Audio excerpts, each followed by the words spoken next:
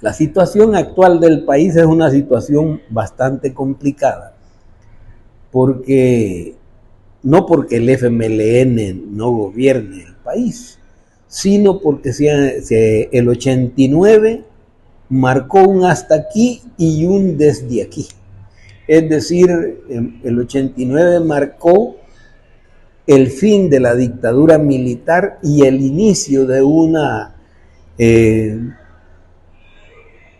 democracia incipiente, pero que comenzó a funcionar y permitió que el país se orientara por una ruta diferente, que era donde es válido la discusión profunda y es válido el reconocimiento de una realidad que es necesario cambiarla e instalar una visión de participación de la gente en las decisiones que el país toma. Entendiendo por participación de la gente no el hecho de si vota o no vota por A o B, ¿cómo se llama? A o B posicionamiento político, sino porque las decisiones que se toman, la gente las hace conscientes, que le ayudan a resolver su vida cotidiana, que eso es lo que estaba ocurriendo cuando el FMLN gobernó. Aunque no hayamos hecho todo lo que había que hacer, pero realmente sí logramos orientar la vida del país y a crear determinadas cosas que fueron trascendentes. Eran trascendentes para la vida cotidiana, pero no para enrumbar la historia del país. Y eso es lo que la gente terminó castigando. A mí me parece que eso fue bueno porque el pueblo pedía que realmente ejecutáramos a lo que nos habíamos comprometido, que no fue lo que hicimos. Aunque hicimos buenos programas, sí, pero todo aquello incluso quedó a nivel de asistencialismo y no a nivel de conciencia de la gente que estaba criándose como fruto de su esfuerzo, de su sacrificio. Y entonces por eso fue tan grave eso. ¿Y cuál es la resultante ahora? Ahora es que todos los avances democráticos que habíamos iniciado en su construcción hoy van en retroceso para atrás, al grado tal que el mismo presidente dice que los acuerdos de paz son una farsa y que la guerra fue una farsa. Llegar a esas afirmaciones, por supuesto, en el pensamiento del presidente de la República, todo aquello que no sea ni no le guste a él, entonces eso va a aparecer como que no tiene trascendencia, no tiene importancia, porque según el posicionamiento del actual mandatario, la historia de este país comienza cuando él se vuelve presidente, porque nunca antes, y dígame cuál es lo diferente que está haciendo. Es decir, y al final, si realmente están haciendo algo positivo, ¿dónde está el fruto de las obras reales que esta administración ha hecho por su iniciativa? Es decir, ¿dónde está el tren del Pacífico? ¿Dónde está el aeropuerto de Oriente? ¿Verdad? ¿Dónde está, cómo se llama, dónde están todas las ofertas por ejemplo, para los veteranos de guerra, ¿verdad?, que firmó, el señor presidente firmó, diciendo que les iba a entregar $300 de pensión y $3,000 de indemnización? ¿Dónde está eso? Todo eso fue una oferta vana que no ha sido cumplida, y si bien es cierto que hoy por algunos hechos que más que un proyecto son una búsqueda que además puede tener alguna raíz, que es con lo referente, por ejemplo, de ellos con la seguridad, pero la seguridad desde el punto de vista que no haya asesinatos, pero solo eso es seguridad en el país. ¿Será seguridad en el país tener hambre? Porque la mayoría de la gente en este momento está entrando en un periodo de hambruna, es decir, ha crecido tal la pobreza en el país, y si no, que me digan que eso es mentira. Es decir, ha crecido tal la pobreza en el país que sectores que estaban saliendo de aquel atraso económico, social y político, hoy resulta que están regresando, porque antes, por ejemplo, ustedes, las mujeres, antes de que llegara el FMLN al gobierno, ustedes, las mujeres, que son origen y principio de la vida, porque nosotros no podríamos entender la vida humana si no fuera por ustedes. ¿Qué es lo que ocurría? Pues mire, aquí se morían en el camino, por falta de atención se morían, había una tasa muy alta de mortalidad, tanto materna como infantil, por falta de atención médica en los procesos antes del parto. ¿Qué es lo que se había creado? Estaban las casas de asistencia, ¿ya?, que podían traer a una mujer, y para todos los departamentos, podían llevar a una mujer desde el cantón más retirado de las cabeceras departamentales, donde hubiera hospitales especializados, para que allí esperaran hasta que se le daba el parto. Y se le daba la atención médica que esa mujer necesitaba. ¿La están recibiendo ahora? No. Y me van a decir entonces que es seguridad. ¿Qué es lo que está pasando en los hospitales ahorita? En los hospitales ahorita no hay medicamentos, y la asistencia es tal que los médicos no pueden decirle al paciente en forma cruda: mire, esto es culpa del Estado que no tengamos los medicamentos. Entonces le dicen, se ha vuelto al pasado, le dicen: aquí está la receta, si la puede comprar usted, cómprela, y si no, ¿qué? Le van a decir que se muera. Entonces, esas son las cosas. Entonces, un sistema de salud que ha caminado hacia atrás. ¿Y la educación cómo está? Bueno, usted sabe que, por ejemplo, si alguien impulsó la educación a una verdadera participación colectiva asegurada, es el FMLN. ¿Qué es lo que pasó? Pues hombre, hoy se quieren vanagloriar como que ellos inventaron la cuestión ¿cómo se llama?, del sistema informático para los niños. ¿Ellos lo empezaron o lo empezó el FMLN? Esas son cosas concretas. Hoy ellos han iniciado un proceso de entrega de laptop que, más que otra cosa, es un gran negocio para las grandes transnacionales, pero para los niños no significa eso, porque hoy le ponen más atención a la laptop que al desarrollo del conocimiento del niño. ¿Y qué es lo que está pasando? ¿Cómo se están forjando ahorita las nuevas generaciones? Incluso que por eso no quieren volver a la educación presencial. ¿Por qué? Porque la educación presencial exige que a todos los niños se les entreguen los uniformes, se les entreguen todo el paquete escolar, se les entreguen los zapatitos y se les asegure, que esto estaba ayudando mucho, se les asegure un refuerzo alimentario nutricional asegurado. Lo están haciendo hoy, ya muchas escuelas no están recibiendo eso. En la mayoría, y más, en algunos casos lo reciben y lo desvían. A ese grado se está llegando. Y eso es desarrollo, eso es seguridad con hambre. Entonces, esto no es lo correcto. Entonces decimos, hay todo un retroceso, no solo porque algunos, cuando hablamos de democracia, creemos que democracia es votar. No, es la expresión pública de cómo alcanzar participación de la gente, pero no es la primera.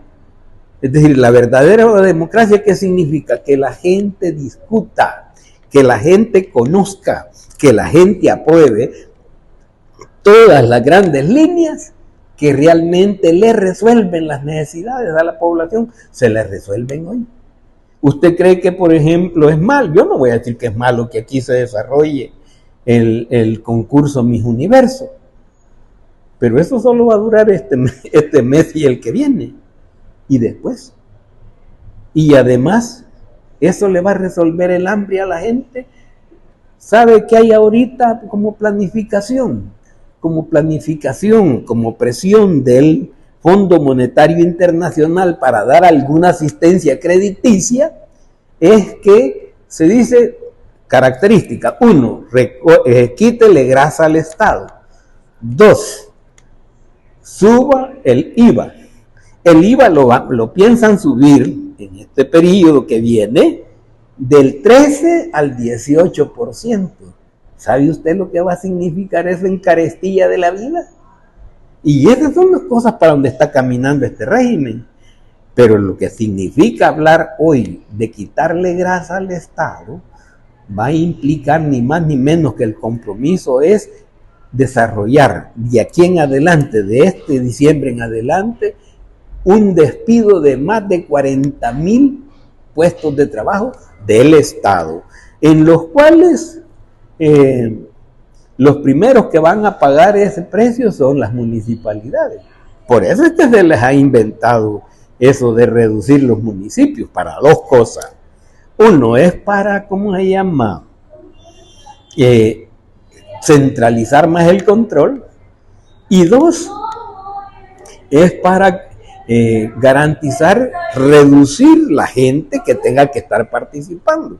¿Y qué es lo que van a hacer? Despedir trabajadores.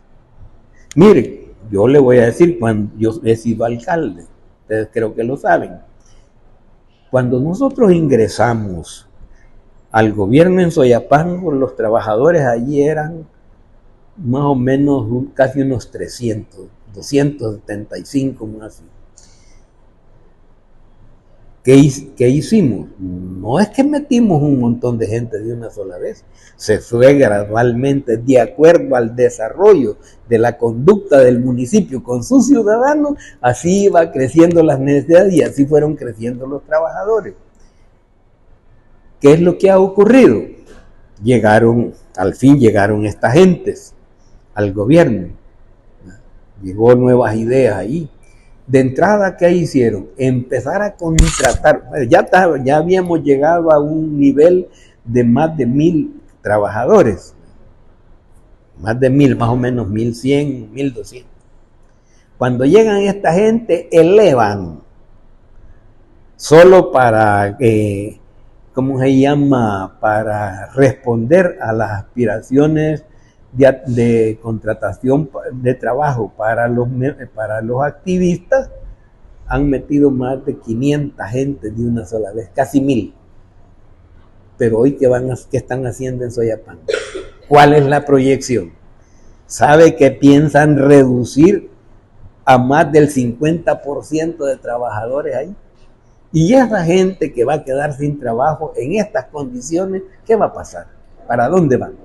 ¿Qué opina usted acerca de la inscripción del candidato Nayib Bukele y el vicepresidente Félix Ulloa como nueva candidatura a un nuevo periodo presidencial? Bueno, mire, si nosotros planteamos que el Estado debe estar al servicio de todos y que la Constitución es el contrato social más profundo que le abre paso a todo el estamento jurídico del país, esa es una violación flagrante a la Constitución de la República. ¿Y por qué es una violación flagrante? Porque se sostiene en uno de sus artículos que el gobernante no podrá estar ni un minuto más después de concluido su periodo de mandato. Y lo que están haciendo, ¿qué significa? Significa que ese posicionamiento que tiene como fundamento la alternabilidad en la conducción del país, eso es hecho a un lado, pero sigue escrito ahí. Entonces, la Constitución es una ley o es una carta al niño Dios. Es decir, la ley es para todos o solo para algunos. Entonces está violando, pero vienen y me van a argumentar, sí, pero la Corte Suprema de Justicia, la Sala de lo Constitucional ya dijo que se puede. ¿Ah, sí? Ya dijo que se puede. ¿Y acaso esos magistrados son dioses? o son personas que deben de tener el respeto al fundamento de las leyes que tienen. No, esos magistrados han violado la Constitución. Porque ¿qué dice el artículo 235? Dice lo que dice: todo funcionario civil o militar, eso es lo que dice, antes de tomar posesión de su cargo, jurará bajo su palabra de honor cumplir y hacer cumplir la Constitución, cualesquiera que fueren las leyes, decretos, órdenes o resoluciones que la contraríen.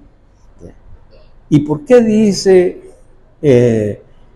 leyes, decretos, órdenes o resoluciones? Las leyes, ¿quién las dicta?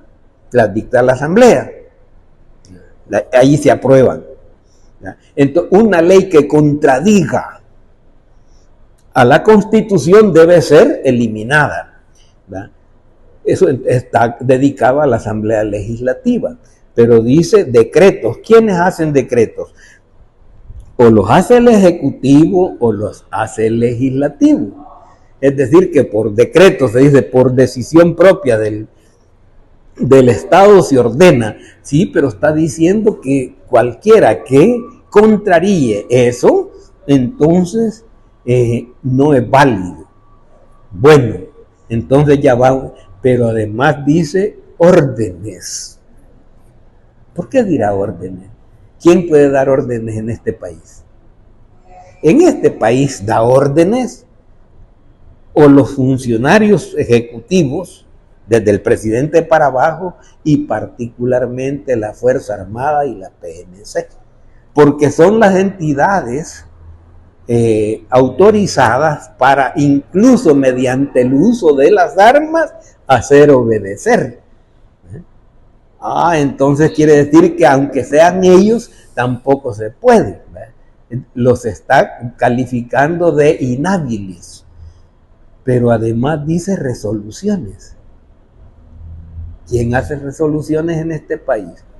La Corte Suprema de Justicia, particularmente la Sala de lo Constitucional. Si es que se trata solo de interpretación de la Constitución de la República. Pero si se trata de la Corte Plena, también es lo mismo, y entonces se emiten resoluciones, y hay una resolución que dice que es válido. ¿Dónde está eso en la Constitución que dice que eso es válido? Cuando ordena que no sea así. Por supuesto que todo aquel que contribuya a eso es violador de la Constitución. ¿A qué me refiero? A los magistrados que tomaron esa decisión, que por eso deberían de ser destituidos, porque han roto el hilo constitucional, pero no solo a ellos, y a los otros funcionarios que obedecen a eso, ya sea por obediencia a la sala o por obediencia al Ejecutivo. ¿A quiénes me estoy refiriendo? Al Tribunal Supremo Electoral. Están violando la Constitución, ¿ya? Y frente a eso, la Constitución tiene, ¿cómo se llama? Mecanismos, incluso escritos en la Constitución. Artículo 85 dice: el pueblo salvadoreño, el gobierno salvadoreño es un gobierno democrático y representativo. Por tanto, dice, todas sus acciones deben ser correspondientes al hilo constitucional establecido. Si ese hilo constitucional es roto, es derecho del pueblo salvadoreño rebelarse contra eso. Es decir, habla de la insurrección de la gente frente a las violaciones de la Constitución. O sea que tiene un derecho la gente, y además dice solo para reinstalar el hilo constitucional roto. No, el derecho no es para hacer cualquier cosa. El derecho es en el caso de una violación constitucional de semejante calibre, es el derecho de la población a insurreccionarse solo para restituir el hilo constitucional roto. Dígame, ¿es clara la Constitución, sí o no? Entonces, hay violación. Hoy, ¿qué es lo que dicen? Sí, pero el presidente goza del apoyo de la gente. Es que no es eso lo que está en discusión. Si goza o no del apoyo, porque nadie le está diciendo, ¿y por qué no la han reformado? ¿Por qué? ¿Por qué no la han reformado antes de hacer eso? Porque tendrían que haber sometido a la voluntad de todo el país ese proceso de reforma. ¿Y lo han hecho? No. ¿Por qué? Porque le temen a la opinión de la gente. Porque ¿qué es lo que ha hecho el gobierno actual? Mire, hacer algunas cosas haciendo uso y desuso del recurso nacional con tal de comprar la visión de la gente. Dígame usted, ¿se acuerda cuando repartieron $300 en los días de la pandemia? ¿Se acuerda? Eso para la gente, particularmente la gente que no tiene alternativas, cree que eso es la gran solución. Ya se les habrán acabado los $300, ¿sí o no? Pero entre más pobre se es, más vulnerable se está, ¿verdad? Y entonces la gente, porque yo no voy a venir a decir que no es cierto que tiene apoyo. Sería mentira si yo dijera eso también. Pero ese apoyo es por incomprensión, es por falta de análisis, porque la gente, sin duda, ya van a aparecer hoy otra vez repartiendo cajas de, ¿cómo se llama?, de macarrones, ¿ya? Para este periodo, ¿se acordará usted de mí? Si no aparecen repartiendo cajas de macarrones, que con eso le quieren, dígame usted, ¿cuál es el proceso nutritivo que tienen esas cajas de macarrones? Sí, pero hoy, ¿cuánto le cuesta a usted un cartón de huevos? ¿Cuánto le cuesta la libra de queso? ¿Cuánto le cuestan los vegetales? Entonces, ¿solo los macarrones hervidos se va a comer? Esas son las cosas.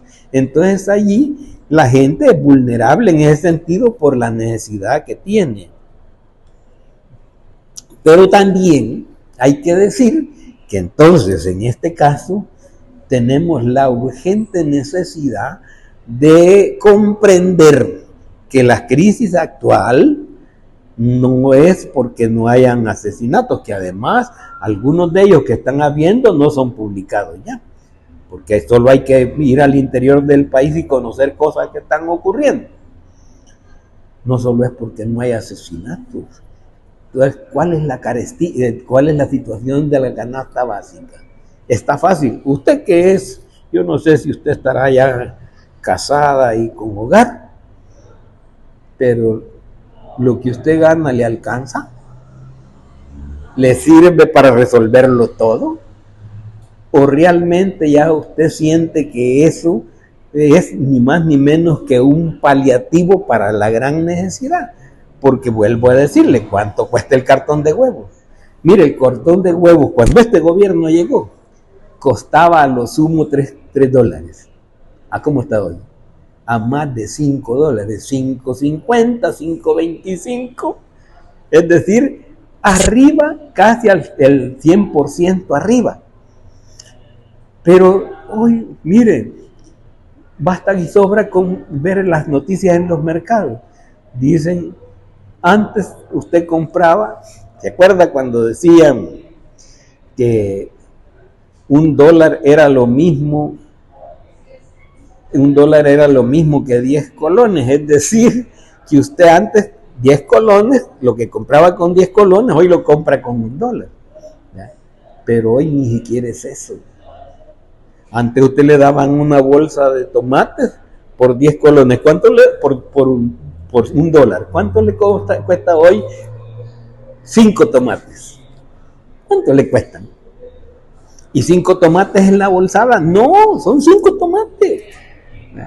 Y lo mismo es el chile verde, los frijoles. ¿A cómo están ahorita?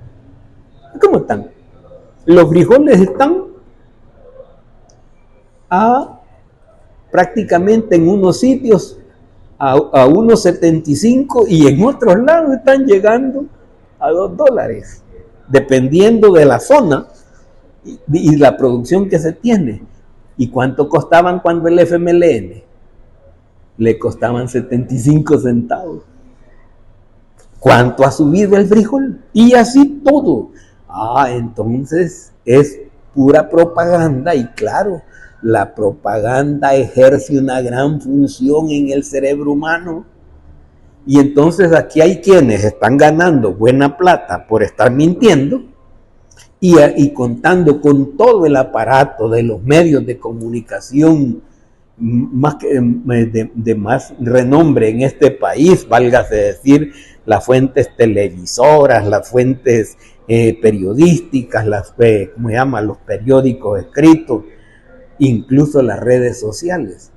Diga algo usted del presidente en las redes, ¿cuántos tuiteros se le van encima de inmediato? Porque es todo un aparato que está ahí para eso, para acallar y para tratar de enlodar el nombre de la persona que se atreve a criticar. Eso es lo que está.